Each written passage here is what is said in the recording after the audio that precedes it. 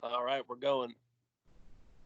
Yo, what's up, everybody? Welcome to back to the Roundtable, brought to you in part by Red Bull and, of course, Checkmate Industries. We got a super special guest today, the original weed tuber, Bongloaded. What's up, dog? What's up, man? How you guys doing today? Good, just chilling, man. We're talking a little bit old school K, and had to hit you up, man. You're one of the original fans, and I just wanted to tell everybody again, in my eyes, the original weed tuber. I was telling Daniel a little bit before how back in the day, in like 2008, when you would go on YouTube, you'd look up Backyard Grow, or just like Sour Diesel. Dude, your videos were the first ones that came up. And that shit's cool to me, man. It's cool to see what you've done with your channel and how big it's grown. And I just want to give you mad props on that first off. Hell yeah, man. I appreciate it. Stoked to be here chatting with y'all. Hopefully you can kick a little bit of knowledge and a little bit of my perspective behind what's going down with the kingdom and just the whole suburban noise camp in general. Yeah, well, it's an honor to have you, man. For real. But yeah, so let's jump right into it. I mean, you've been a fan since pretty much since they started, right? I mean, I wouldn't say started because I think they started like what 96. Yeah. You know, so in 1997, I was 18 years old. I want to say the first time I heard Cottonmouth Kings was probably right around 1999, year 2000. And it was probably like Dog's Life or Bump, So High, you know, like just taking it back to like some of the like those old school tracks, dude. Fucking I don't know, man. Cottonmouth Kings is like it's a big part of my life. I mean, yeah, I'm still a fan. I always will be a fan. I'm just not the fan that I used to be, honestly. I kind of lost a lot of respect for the group in general after the whole like Free the Kings lawsuit. Like they made this whole website, Free the Kings. I have a t-shirt that says Free the Kings. Like I bought into that shit, you know, because I was like, you know, it's fucked up like what SRH did and all this shit. And then it's like they never fucking really kept us up to date on what happened.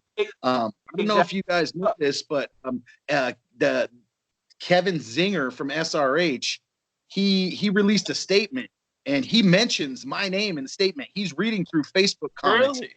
He goes, oh, Jed Doan says, bro. You were the one asking questions. You were asking what was up in the comment section on there, I think. You're the guy. Yeah, dude. Straight up, man. You know, I wanted to know what the fuck was going down. I was in all these Cottonmouth King groups, and it's like they just kind of left us hanging. And Daddy X, like, he was real vague about what was going on. So it was all speculation at the beginning. Like, I heard from a friend, like, Kevin Zinger fucked Anna Rose, which was Daddy X's wife, and that's what started the whole. At one point, that was a Facebook status. Somebody. That was one of the statuses on there at one point. I remember reading that. Yep.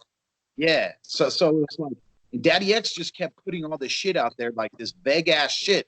So, you know, me being a diehard fan, I'm like, yo, what the fuck is up? And not only did Daddy X respond to one of my comments on Facebook, like I was all up in the mix. He responded to my comment. And then Kevin Zinger put out the statement, and Kevin Zinger's reading through all the Facebook comments, and he says, look, Jed Doan says right here, word on the street was Kevin Zinger fucked Brad X's wife. And then Daddy X responded to that shit, was like, well, yeah, it was more of like a metaphor for stealing my woman, or I forget what exactly what he said. Yeah. He absolutely did. He absolutely did. You're right. Shit, dude. All up in that mix, man. I fucking remember that shit, dude, because I was already following you on YouTube at the time, and I think because I remember I have met you once before. I don't know if you remember me. I met you once at the 2009 Cypress Hill Smokeout. I was already a YouTube subscriber, and I remember we just like met up, and I don't even know if we got to smoke a bowl real fast or anything, but that was the only time we got to hang out. But dude, I fucking remember that. So fun. We were like, seeing Brad X had responded right back to it. Oh, dude. so great. What's important is they didn't leave it up to date also because there wasn't it also Instagram wasn't even a thing back then. So like any kind of fuckery, like a lot of shit probably just got slid under the table that like nowadays, people would have either screenshotted or at least remembered that went down, but it was all just hearsay or like a few Facebook statuses, MySpace, that was it back then. So all that shit's going down, right? And then at the same time, dude, fucking Pakalika passes away. Yeah, in the middle of all that.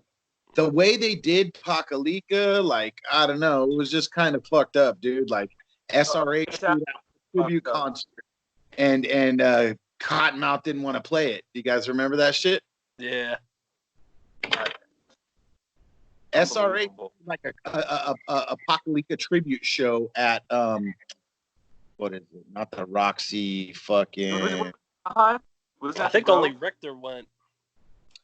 It was in Hollywood at the Key Club. Yeah, the Key Club. I've seen it so many times at the Key Club. SRH to a Pakalika tribute, and I think only Richter went, but D-Loc, like, I mean, Pakalika, I met Pac. I have a picture with Pac. Pac was fucking super humble. He was super cool. Richter, I met him a couple times. He was cool. Fucking Daddy X was fucking cool. Fucking Bobby B was always fucking awesome. And Lou Dog, like the way they did all the members, the OG members. Okay, so first they cut Pakalika out the group, right? And then he passed away. And then fucking what happened with Lou Dog? Where the fuck's Lou Dog? Where's Dad? I'm friends with Bobby B. But great question, because I really do wonder what's up with Lou Dog and what his relationship is with Brad, because I was reading in that article, it sounds like out of everybody, Brad and Lou actually go back the farthest. Lou being his drummer for the punk bands and all that, but it sounds like from everything, all the research that I've done, it sounds like Brad's never intentionally ever tried to Lou was pretty much like his wingman. So I really wonder, like, if they cut him off too, or if Lou was getting paid. Like, I wonder what that situation is, and what terms that he's on with everybody. Because that's a huge mystery in itself. Yeah, man. So it's just like when you add everything up, like everything that went down in the group, and it's just like I really lost respect for them as a fucking fan, because everything that they preach, all their songs, peace, not greed, positive vibes, fucking. I'm sure there's a fucking whole bunch of other songs that I'm just fucking drawing a blank on right now. But if I heard them, I'd be like, oh yeah, that's perfect. It just seemed like they totally went against everything that they stood for, Yeah. Especially like those first 3 albums where it was like real, like, fuck the system, like, especially like the vibes Saint brings. I always like Saint a lot because being a Riverside native, he was always talking about Riverside the most, but IE vibe. You know how it is, yet like he talked about things that like a lot of other locals could relate to. So I was always gravitate more toward that type, anyways. But it's real fucking sad to see what happened, man. It's in one aspect, I'm happy that D-Loc and Richter keeping the name going. I hope when Saint gets out in a couple days, I hope he joins up with them. I'm not being overly optimistic though. Just see, D-Loc's living up in the middle, like near Fresno now. Richter's down here. Looks like he's doing better, but I don't know. They got their tour going, but me and Daniel have already said they perform the same songs. They need some new material. So yeah, they need to change up that set. It is a good set. Like, it makes sense, and the shows are pretty good. I enjoyed the shows, but they need to change something up. I mean, me as a fan, I feel like they just need to give it up already. I mean, I may be a hater or be a dick, but these guys are 45 years old, and they had their little glistening chance at fame, and they had it pretty good for a while when they were fucking doing big massive shows and packing fucking Key Club, packing the Grove, but it's like I feel like shows back in the day, the vibes will never be the same. Yeah. No. They're so packed out at those old shows. I don't think I would ever go to a show again. I have a video Cottonmouth Kings at the Grove, and Pakalika has a fucking bag full of 1,000 joints, and he's throwing joints out into the crowd. It's a fucking awesome video, dude. And just the vibes of the old school shows like that when Pac was on stage dancing and fucking DJ Bobby B was cutting it up, and then D-Loc would get up on the turntables with fucking Bobby B, and then Taxman would come out, fucking Corporate Avenger. Like, it was just like a fucking whole circus, dude. Like a fucking posse. Fucking, it was just like the Kings, dude. Like the whole vibe. Like, so to me, like, it's like fucking straight Fugazi. Like fucking D-Loc and Richter trying to get out there. Like, the fuck off the stage. You guys aren't the Cottonmouth Kings. No, you guys are 2 members of the Cottonmouth Kings, and the fucking vibes of the show will fucking never be the same ever again. You know, it was never. Like I was talking about to you guys earlier, everything fucking went to shit for me when Dirtball. I feel like Dirtball ruined the Cottonmouth Kings because the whole dynamics of the group got really fucked up then. Because then they're bringing in this new rapper who's going to get paid more than Pakalika, who's been an original fucking member, and they're going to say, "Oh no, fucking Dirtball, it's just going to be 3 MCs. It's going to be Dirtball, Richter, and D-Loc, and we're cutting everybody else out the fucking picture." That fucking made everybody hate each other and brought a bunch of animosity towards the group, and it just fucked up the group dynamics. It made it just, I don't know. To me, it's like, it'll never be the same. There was a huge shift at that point, like, for sure, with the sound, with like just everything in general with the community. No, for sure. I don't really remember them exactly presenting him, but I remember like being a fan real hardcore before, and then like not like losing interest, and then like hearing that I was a fan, and I was just like, oh, I don't really fucking care, because I was just like, man, like you said, I'm a fan of solo work 100% to this day, but just with the Southern California vibe of the Cottonmouth Kings, I just feel it just wasn't a good addition. I don't know. His style completely kind of just drowned everybody out, you know? Like, when I listened to that album, Long Live the Kings, it's like, did I even hear D-Loc or Richter on that song? Like, all I heard was Ball and X. I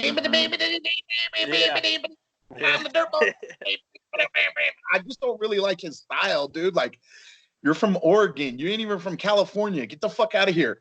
Go eat some mushrooms. Like, him as an individual artist, I kind of liked him by himself. He had some okay songs, but I don't know. It seemed like it fucked it up, dude. Like, that to me is the downfall. That's the fucking straw that broke the camel's back. I'm sure there was already animosity and hatred amongst members of the group and fucking, I don't know. You guys ever talked to Bobby B?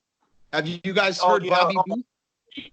I have Bobby B on my friends list on Facebook, and I talk to him through Messenger, and he says that it's all Zinger's fault, that Zinger robbed everybody, and D-Loc's a snake, and fucking Daddy X a snake, and Bobby B hates all those guys. He's fuck those. He's like, I worked for those guys. He's still super vocal in the comment section. Yeah, no, he he does not hold back, and like, it's funny because he was always like the quiet, like low-key DJ, but now like, yeah, he is real adamant about like Zinger fucking over specifically, like you said. It's crazy, dude. Every once in a while I see him blow his top on Facebook. Yep. We got to get him on here. We're trying to get him on here. You know, be like, hey, you know, we want to get your side of the story, you know, on our podcast, you know, fucking, and, you know, that way, because there's a lot of people out there in the groups who don't even know what the fuck's going on. They still think live and shit. I'm like, you guys are stupid as fuck. Pakalika's dead. Like, I don't know. Like, people who don't really keep up with shit, they don't really know. They just think Cottonmouth Kings, and oh yeah, they're still the same group. Oh, Jed, you trip out if you've seen some of the recent promotion, dude, especially out in the Midwest. Daniel's like been sending me some pictures. Dude, they're using old from like 2007 from like for like current flow and shit. It's so fucked, dude. I don't know if they're just stupid or if they do it to like, you know, make people think that everyone's all together so people come out to the show. Yeah. Then they had like the shitty Oh my God, yeah. Like the first show that the first Cottonmouth King Spade or whatever show that they had out here in the Chicago area, the place was kind of packed. And then they had another show like a few months later, and that was like less than half the size. Because people figured out, you know, that it was just D-Loc and Richter. They didn't want to come. Garbage. Yeah. D-Loc, like I met D-Loc at a Cannabis Cup, and like, you know, I came up to him as like a fan, like try to like, hey, what's up, dog? Fucking yeah, I got a YouTube channel, man. I love the Kings, and he just like he gave me about 30 seconds of his time, and then tried to throw me some cheap little bracelet, and then just walk away waving the peace sign like mid conversation. I'm like, you're that big of a rock star? You couldn't even say like, all right, bro, I gotta go. Take it easy. He just like, oh yeah, fucking Cottonmouth King here. He's a fucking racist. D-Loc, dude. Like, okay. There was nobody else fucking waiting to talk to him. He was just like, oh, this guy, fuck this guy. I'm not worth his time. I don't know what the fuck his kick was, but after that, I was like, man, fuck D-Loc. Like, honestly, I have a Cottonmouth Kings poster up in my garage. Watch, I'm gonna show you guys.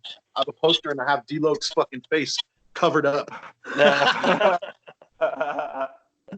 Hey, look, that's the general consensus, man. It's like it almost seems like Cottonmouth Kings is only around because D-Loc wants to make money off of it, and Richter like is just there to to fill that void, or I don't know, man. That's how he acts on social media too. Richter don't come on promo at all. I mean, I it's cool that he's low key. Like I can respect being low key and not going on social media, but like it's another thing to be part of a business or be part of something that in everybody's best interest. He should be on there, at least promoting the concerts, but he don't even get on there for that. It's crazy. Yeah, I think that fool's just all about the money at this point. He realizes like he doesn't have a career without the music, and what little fucking fading glimpse of a career he had, it's fucking long gone. And now they're just grasping at straws. Like, fuck, hopefully I can make a couple $1,000 on this next concert. Yeah. Yeah, I really don't think his heart's in it. And I mean, I'm sure you don't follow them too closely, but they haven't really announced whether they're even going to be releasing any new music. Because every 420, you can expect a new KMK project, but they're not even alluding to even making any new music. The producer Corleone that did most of Kingdom Come, he's no longer on good terms because D-Loc allegedly didn't pay him. It's just it's like everything D-Loc touches, unfortunately, turns to shit. I don't want to be the hater on that guy, but it never sound like a broken record. But it's just like I'm trying to piece the puzzle together, and we're trying to get the picture here, and it's like fuck, man. Yeah, man, shit's a trip, dude. Fucking. Do you guys remember like D-Loc? He was like kicking it with all kind of like thug ass fools for a while, like right when he first started hooking up with Lady Misfit. No, bro. Like all that I ever seen him hang out with is his cousin Mitch on there. I don't ever see any like thug. I'd see him like hire like that landscaping guy, and then I'd see him like dig for a couple days, and then like that relationship split up because then remember he started a a pond business for about a week, and then and that went away. But I don't remember some thugs. Tell me more. Yeah, dude. Like for a minute, like he was kicking it. I don't know. There were like some gangbanger ass fools, like a bunch of black dudes and fucking like he was trying to do like some straight trap shit, dude. Like I was like, what the fuck is D-Loc doing for a minute, man? Like maybe like a couple years ago, dude. Like right when he first started hooking up with his wife. Now they weren't together, like they weren't married, but he just met her, dude. He had broke up with whatever her name was. Yeah, Allie. She was fucking Mad Child. Oh yeah. She took a Mad Child after that, dude. So Jed, you were probably around for like the summer that like inspired that got us all together because we were all clowning on all the homo ass photos D-Loc would post. Remember those gay ass selfies that would post that summer? Yeah, straight look like you had makeup on and shit sometimes, dude. Yeah, some ass lips. Dude, that shit was so funny, but like he literally went from Allison, and then it was like summer 2013, and by the end of that summer, he was already with Rosie. It was crazy. He was just like, next groupie, next in line, check. Whoop. Yeah, man. Shit's a trip, dude. It's like I thought I was gonna be rocking with Cottonmouth Kings for 20 years, you know, like we was saying, like I was gonna be going to see Cottonmouth shows fucking when I was in my 40s. I mean, I'm in my 40s now, dude. Like I was going to Cottonmouth King shows when I was in my 20s, dude. Like me and my wife, we've been to probably over like 30 Cottonmouth King shows together. And me together, I've probably been to like 50 shows, dude. Like I used to go all the time. Every time they would fucking play, dude. Like they'd play a bunch of little shows. The Shack in Orange County, fucking so many shows at the Key Club, fucking all kinds of little spots in Hollywood. You know, Yeah, it's like what was yeah, because I always heard about that, but I never got out. Like, what was that venue like? the Key Club. No, the Shack. The Shack is a tiny ass little spot, dude, in Anaheim. Yeah, I mean, it sounds like it. You know, like another place I never got to is the Barn. I guess that was at UCR here in Riverside. But man, just those old you got to see them at probably their peak and at probably some of the most legendary spots too, especially Key Club. Fucking, I seen them at In Cahoots so many times right there in Riverside. And in Anaheim too. There was an In Cahoots in Anaheim. Oh, okay. Rocks. There was like so many little bars and shit that they would play at, dude, that we would go to. It'd be cheap. It'd be like $10 to get in, you know, and it's like, yo, let's go see fucking our band, you know, for $10. And like every show, me and my wife, we would fucking rally to the front, dude. We would fucking just mash up all the little fan fucking boys and girls and just be like, get the fuck out the way, dude. Like, fools would get mad at us, dude, and I would like fucking throw beer on people. I'd be like, fuck you. Like, I would rally, dude. And then I would always bust out like big old joints. And then people, once they'd see I had the weed, and they'd be like, oh, yeah, this guy's tight. This guy's tight. Because back in the day, nobody would be blazing at fucking the concerts, dude. You know, like, so you get kicked out by security. And I would always be like, snuck a pipe in, and then like I'd go down. Everybody would be in the crowd, and then I'd duck down, fucking take a rip. You know, those Observatory or the Galaxy Theater back in the day, dude, those shows were smoked the fuck out. Like, I remember being 15 years old and like barely being able to breathe just because of like, not just because of the cigarette smoke, but just like the like unfiltered oxygen and just smoke and congestion in that fucking venue. It was overwhelming as a 15-year-old. It was like, this is insane. Like, it was crazy, dude. That venue, I've seen so many people play there. Like, that's a straight OG Orange County venue, and it's still running. You know, the Observatory now. Games, but God, man, you walk in there and there's just a vibe to that place. You know, it's like, man. Yeah, that shit's cool. But yeah, man, it's a real shame to you know, it's all life is all perspective. It's like, it is a shame, you know, being an OG fan, especially, you know, probably all the experiences you've had. It probably would make it like near impossible to go to a show nowadays and just be anything less than disappointed. Yeah, so that makes sense. Just the sentiment. Well, the reason why I wouldn't go, dude, is I just don't want to support them anymore. I don't want to give them another dollar of my money. I supported them for fucking 10, 15 years. I still have Cottonmouth King shirts, plural, hanging up in my closet. I got hats, fucking stickers, dude. Like, I don't know, man. I've had so many fucking like Cottonmouth Kings fucking merchandise, man. Like, that it's just like, at this point, I don't want to give them another dollar of my money ever again. So I'll never go to another show. Maybe if I got a ticket for free or something, I would roll. But to like buy a ticket, like to go see them, like I'll just want to spit on D-Loc, like, honestly. And I know that fucker don't like me. So if he saw me, he probably would be like, fuck that guy. you know, because I know he knows my face. I've been at enough shows and I've been on Facebook and enough fucking social medias that he knows who the fuck Jed Doan is, you know, and I've talked mad shit. Like the pre-order for their last album. That's another reason. Here we go. My pre-order. I fucking had to file a claim for PayPal. I fucking waited for months and months and months. And then like I got my claim and then they sent me an album, but like there was no shirts, there was no stickers. Like how many people did they fucking just burn like that? You know? That's the time they got any more money. I got fucked over on that. You know? Yeah, that just fucking happened too. I remember that. And you know what? You reminded me, dude. That D-Lo burned me over. I remember I called into K-Rock one evening. This was like 2009 or so, and I talked to D-Lo on the line, and they're like, yeah, we're gonna give you some free tickets, and then I show up. They took my name down. I fucking get there, bro, and they're like, they act like they don't know me on the list. They're like, your name ain't on here, and I was like, oh hell no.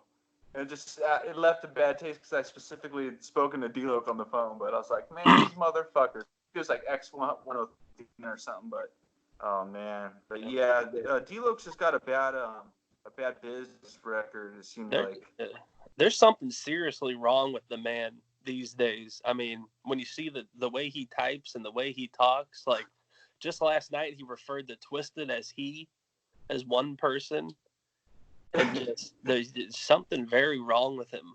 I think that's, you know what?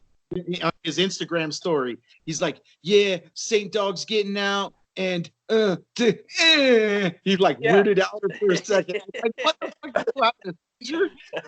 There's something seriously wrong with him. I was gonna say I've seen multiple Instagram stories where I thought that I was convinced there was definitely some methamphetamine in that morning coffee or something.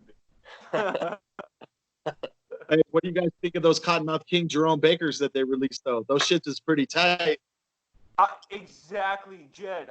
I brought that up on one of the other episodes. I was like, you know what? As an OG fan, that's a long-awaited, overdue, and that's a dope collaboration because how many songs, you know, like Richter talked about, it got a fat JB, like those Jerome Baker California was like the premier dope glass floor back in the day. It still is. They're dope. If you can find them around here, and so for them to finally make that collaboration, just no matter how it looks, I just think it's dope around. How much were they charging for them? $200, but they sold out like instantly. I was gonna buy one. I was gonna buy one just because like I'm an OG fan and like it's more of a Jerome Baker than it is a Cottonmouth Kings piece. Yeah. But yeah, it was something that every fan always wanted was a bong with the fucking Cottonmouth King logo on the back, you know, like everybody used to slap Cottonmouth King stickers on their bongs and shit, and SRHs on their bong. I had so many bongs. I have pictures, dude, of just bongs that I've had that just were blasted out. I still put stickers on mine. The sour, you know, blasted out, the Zong, fucking, we'd cut out the KMK fucking logo and shit out the stickers so it'd be all dope, blasted up. But yeah, man. For them to finally make that's pretty cool. I think it's way long overdue, man. They could have been doing that for years now. It's crazy that they just finally came to fruition now. Right. I guess better late than never, but damn. Yeah, but, that now they're out there like their least popularity. That's released a dope item. Oh, I know. You know what? I think the saving grace for me as like an OG fan would be for I know Bobby B has actually talked about a book. I don't know if he wants me to say anything more about it, but I would like to see in written form, at least by these guys' perspective, or you know, like an update, like 10 years late, not 10 years deep, but like an independent documentary where like, what the fuck is Daddy X really up to? Is he really living with his parents? You know what I mean? Like, is he really driving for Uber? Like, what is this guy really doing? Because there's so many rumors. Someone reached out to me and said that he's actually still managing a band. So is he, you know, still getting money? Like, what are these guys up to? What's Lou Dog up to? Like, these OG members, it's just like, it's fascinating that like we see Richter and D-Lo trying to carry the name on, but like, what is, really X and Blue, and I The, guess we see tag, the but truth it's behind super things. What's that? Just like a statement, like everything that happened. That's what I would like, just a statement like, yo, this is my side of the story. What happened? Fucking, Yeah. I don't know. It's a bunch of bullshit. If you have, Because I gotta give Zinger props. He at least transparent with his side of the story. I don't know if it's the truth or not. I'm sure you've spoken to Bobby B too, like you alluded to, but there's different perspectives to, there's two sides to the story and there's the truth. But I want to hear from X, man. We never ever heard from Brad. It's just like, what's he doing, Yeah, it'd probably just be a bunch of lies, though. Yeah. I think the only one I you- really trust is Bobby B. Straight up. Bobby V Straight has up. like a good works for like General Motors or some shit, dude. He's like doing sound or some shit. I forget what he was telling me, but I think he told me he's making more money doing his job that he's working at now than he ever made for Cottonmouth Kings. Wow. So, and he's doing music and shit. He's doing the shit he loves. Fucking A, that's crazy. Yeah, because we spoke with E-Man. I don't know if you saw one of our first episodes. We spoke to E-Man, the producer on like the very first. He produced Play On. He produced King's Blend, like some of those real iconic OG songs we love. And to this day, dude, he's real adamant that he's not getting what he needs to in royalties. Like he's showed us statements and where he's just getting like dollars and cents on songs, and he said that songs that he's only getting paid for, like, we'll let him explain it more on the next episode because we got him coming up again. But people that have worked with him in the past say they're not getting paid what was it, they were contractually obligated to, and it's a shit show, man. I would not want to be a part of that, man. It's crazy. Yeah, man, it's kind of fucked up the way everything went down, but it is what it is. It's the way the cookie crumbles. Everything, how many good bands have fallen apart, That's why I just wish like just give it up already. Like leave the legacy alone. Why are you guys trying to stretch it out? And, continue to do music that it's not the Cottonmouth Kings if it's just Richter It's and forced. D-Lo. Yeah, you're right. Forced. It's like an obligation. To me, if they wanted to do that, then they need to just do nothing but King Spade music. But even then, King Spade, who was the DJ for King Spade? It was Bobby B. So they can't go out there and do King Spade without Bobby B, because then it ain't fucking King Spade. You're right. I mean, to me, check it out. Here's perspective. I love Sublime. Sublime is a tight band. Do I listen to Sublime with Rome? No, I really don't like any of the new shit, dude. My wife likes it. I've seen him perform live. It's just not the same. He might sound like Bradley, but he's not fucking Bradley. It's not Sublime. So it'll never be Cottonmouth Kings. It's fucking Richter and D-Lo with some other buster ass DJ or whoever the fuck is helping him out, but it's not the same, and it will never be. At least to me, in my heart. That's why I would never go see them again, because it's just like they're just doing that shit for money because everybody's washed up. Motherfuckers are 45 years old, like if you ain't made it by the time you're fucking 45, you ain't never gonna make it. It's like, give it up, bro. Kids that are in their 20s will never relate because they weren't there. They like they're like, who the fuck's this old white guy that wants to be a rapper? This shit ain't fucking Little Pump or whatever the fuck all these kids are listening to nowadays. They will never be relevant ever again. They might fit in with a certain little niche fucking community of weed smokers, and they might have respect, amongst some, but honestly. And you know what, Jeff? That sorry to cut you off, but that's a great point, because like you said, they won't be relevant in that aspect because people that aren't our age or younger won't understand how taboo weed was when they were screaming legalization, when they were like championing like weed, like only Cypress Hill and maybe a couple others were. like people can't go back to that time and realize how taboo it was, and like it was like what they were doing was real like refreshing and like new for the time. It's just like every fucking buddy talks about it nowadays, so it's just it ain't that big of a deal. Yeah. Well, fucking, my time's about up here, bro. My kids is pounding on my door. I know it's been about a half an hour. I don't mean to cut it short, but I only have so much time tonight. I'm an old motherfucker. I got kids and shit. My son, he's a little fat boy like me, dude. He's like, come about 5:30, he starts bugging for dinner, and it's like it's 6:30 right now, so his ass is already pounding on the door, like, hey, dinner, fuck, it's dinner time, Dad. It's time to eat, for sure. Well, hey, well, we really appreciate your time, man. And it's been great going over OG history with you and getting some insight from OG fan. And once again, props on your YouTube channel, man. How many you got? Like over like 40,000 subs or something? Yeah, I'm almost at 45,000 subscribers. It's kind of, at this point, it's a labor of love. I don't make any money off of it. My channel got demonetized, obviously, because it's cannabis usage. But I'm just happy that they did delete my channel, because to me, it's like kind of like a personal diary. I've been making YouTube videos since 2006. So I could go back for the past 14 years of my life and see the progression. My wedding is uploaded to my YouTube channel. My wife winning The Price is Right is uploaded to the YouTube channel. Right.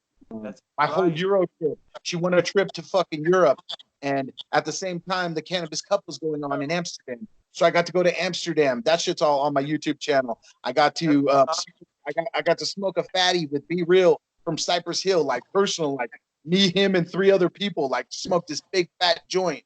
Fucking I don't know, secret sessions, cannabis cups, concerts, atmosphere, fucking all kind of shit, dude. Cottonmouth King shows, dirt bikes, fucking vlogs, strain reviews. I mean, I have over 1,000 videos uploaded on my channel. So if you guys are ever bored and you want to check it out, fucking Bongloaded over on YouTube. That's my Instagram too. Guys, go give me a follow, like, subscribe, all that shit. Been a pleasure. Thanks for having me on, fellas. Hey, appreciate it, man. You have a good night, brother. Thanks for coming on. Yeah, you too, man. You guys have a good one. Much love. Thank you. All right, thanks. Peace. Peace out. See y'all.